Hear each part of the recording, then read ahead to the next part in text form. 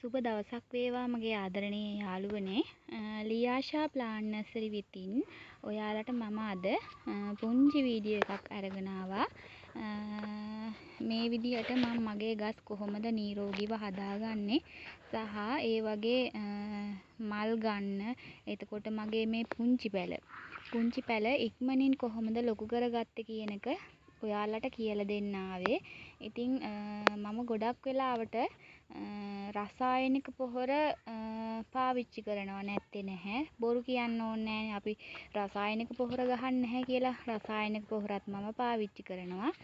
ඊට අමතරව මට ඒ පොහොර ගන්න ඇත්තටම සල්ලි නැති වුනහම සහ රසායනික පොහොර වලට අමතරව කාබනික පොහොර වලිනුත් මේ ගස්වලට ලොකු ශක්තියක් ලැබෙනවා තමන්ගේ ගහ ලස්සනට හදාගන්න. ඉතින් ඒ වගේම මම කාබනික පොහොරත් මගේ මේ වගාවට වගාවට දානවා අනිවාර්යෙන්. රසායනික පොහොර වගේම කාබනික පොහොරත් මම මගේ වගාවට පාවිච්චි කරනවා. ඉතින් මම අද ඔයාලට කියලා දෙන්න ආවේ කොහොමද අපි ගෙදරදී කාබනික පොහොරක් නිවැරදිව හදාගන්නේ සහ ඒක පැලයකට කොහොමද දාන්නේ කියන එක. ඉතින් ඔයාලට මම මෙතනින් කියලා දෙන්නම් මේ පොහොර එක කොහොමද හදාගන්නේ කියලා. ඉතින් යාළුවනේ හොඳ නිරෝගී ගිනි සීරියා කොළ ටිකක් අරගෙන මෙන්න මේ විදිහට අවුව වැඩිය නැති චූටි අවුවක් වැටෙන, ඒ කියන්නේ ලොකුවට අවුව වැටුනොත් වෙන්නේ මේ කොළවල තියෙන සියලුම පෝෂක කොටස් මැරිලා යනවා ඒ අවුවට. තද අවුව ඒ කොළයට වැටුනහම ඉතින් මේ විදිහට පොඩි අවුවක් වැටෙන තැනකින් තියලා දවස් 2-3ක් හොඳට වේල ගන්න ඕනේ. මේක ටිකක් ඔයාලා බලලා අතින් චුට්ටක් මේ විදිහට පෙරලන්න ඕනේ. මොකද එහෙම නැති වුණොත් එහෙම උඩ ටික වේලෙනවා, යට ටික තැම්බෙනවා. එහෙම කරගන්නත් එපා. ඉතින් ඒක ටිකක් ඔයාලා බලලා දවස් 3-4ක් ওই විදිහට වේල ගන්න. මෙන්න මේ විදිහට කොළ ටික පොඩි කරගන්න ඕනේ. වේල ගත්තට පස්සේ ඔයාලට පේනව නේද මේකේ පැහැය වෙනස් වීමක් වෙලා නැහැ. ඒ විදිහටම තියෙනවා පැහැය. ඒක නිසා තමයි ඔයාලට මම කිව්වේ අවුවේ වේල ගන්න එපා කියලා. තද අවුවේ මද පවන වේල ගන්න කියලා. ඉතින් අපි බලමු මොනවාද මගේ මේ මැජික් කාබනික පොහොර එක කියලා. ඉතින් මේක තමයි මගේ යාළුවනේ. මේකට කියන්නේ ගිනි සීරියා. ගිනි සීරියා කොළ වේලලා තමයි මේ තියෙන්නේ. අනුරාධපුරයේ පැත්තේ නම් කියන්නේ ගිනි සීරියා කියලා. ඉතින් ඔයාලගේ පැතිවල එක එක විදිහට එක එක නම් භාවිතා කරනවා ඇති.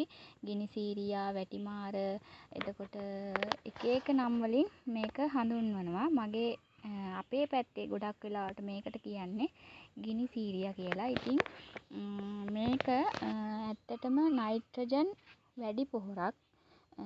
අපි පාවිච්චි කරන කාබනික පොහොර වගේම මේකත් හොඳ ප්‍රතික්‍රියා කරනවා මේ පැලවලට. ඉතින් නයිට්‍රජන් වැඩියි මේකේ. මේ පොහොර එක ඇත්තටම අපි හරි විදිහට කිව්වොත් රත්තරන් වටින පොහොරක්.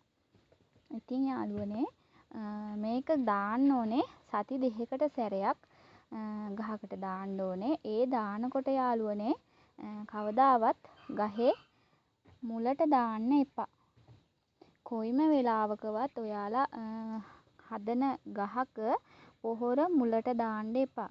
මුලට දැම්මොත් වෙන්නේ මේ වගේ මෙතන මේ කඳ සහ මුල් පද්ධතිය ගොඩාක් සංවේදී. ඉතින් ඒ හැම පොහොරක් දානකොටම පෝච්චියේ මේ හරියෙන් වගේ, ඒ කියන්නේ මේ පැත්තෙන් වගේ හිටින්න පෝච්චියේ වටේට දාන්න ඕනේ. කොයිම වෙලාවකවත් මේ අයිනට දාන්න එපා. ඒ දානකොටත් සීමාවකට ටිකක් දාන්න. මේ වගේ පැලයකට නම් තේ හැඳි භාගයක් විතර වටිනවා එහෙම දාන එක. එතකොට මේ වගේ පැලයකට නම් තේ හැඳි එකකට වඩා අඩු ප්‍රමාණයක් දැම්මට කමක් නැහැ යාළුවනේ. ඉතින් මම කියලා දෙන්නම් කොහොමද මේ බලන්නකො මං අතට අහුවෙන මේ ප්‍රමාණය.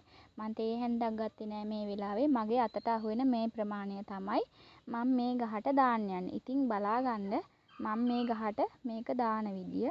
ඒ මොකද ඕනාට වැඩිය ඕනම දෙයක් වැඩි වුණාමත් ඒකනොත් කොටසයි දැම්මේ. මේ බලන්නකො කොච්චර පොඩි ප්‍රමාණයක්ද දැම්මේ කියන එක. ඒකෙනුත් කොටසයි දැම්මේ මම. ඒ කියන්නේ මේ අතට ගත්ත මිට මට ගස් දෙකකට වුණත් දාගන්න පුළුවනි. ඉතින් ඒ විදිහට මේ ගස් ඔක්කොටම ටික ටික කල්පනාවෙන් දාන්න ඕනේ. හදිස්සියෙන් කිසිම දෙයක් කරන්න එපා. ඒ මොකද හදිස්සිය කියන එක අපි නොහිතන වෙලාවට අපි ටක් ගාලා කරගන්න ඕනේ කියලා හිතලා අපි කරනවා. ඒ වුණාට ඒකේ අතුරු ප්‍රතිඵල ඇත්තටම හරි භයානකයි යාළුවනේ. ඒ හින්දා කොයිම වෙලාවකවත් හදිස්සියෙන් කිසි දෙයක් කරන්න යන්න එපා. නිමාඩුවේ මේ ගස් ටිකට ඔයාගේ ගස් ටිකට පොහොර ටික දාගන්න.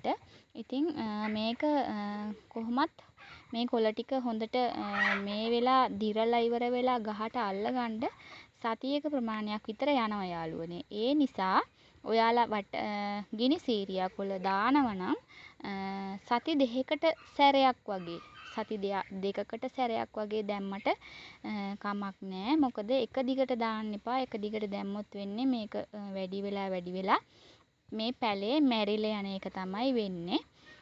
ඉතින් මගේ channel එකෙන් මම ඔයාලට අලුත් දේවල් අරගෙන එනවා. මේ විදිහේ මේකේ තවත් කොටසක් තියෙනවා. මම ඊළඟට ඔයාලට ඒක කියලා දෙන්නම් අලුත් වීඩියෝ එකකින්. ඉතින් මගේ මේ channel එක තාමත් ඔයාලා subscribe කරලා නැත්නම් subscribe කරලා bell icon ඔබලා තියාගන්න. ඉතින් notification එක වැටෙයි මම අලුතෙන් වීඩියෝ එකක් දාපු සැනින්. මගේ වීඩියෝව මෙච්චර වෙලා නැරඹු ඔයාට ගොඩාක් ස්තුතියි. ඉතින් අපි නැවත අලුත් වීඩියෝ එකකින් හම්බෙමු. සියලුම දෙනාටම බුදු සරණයි.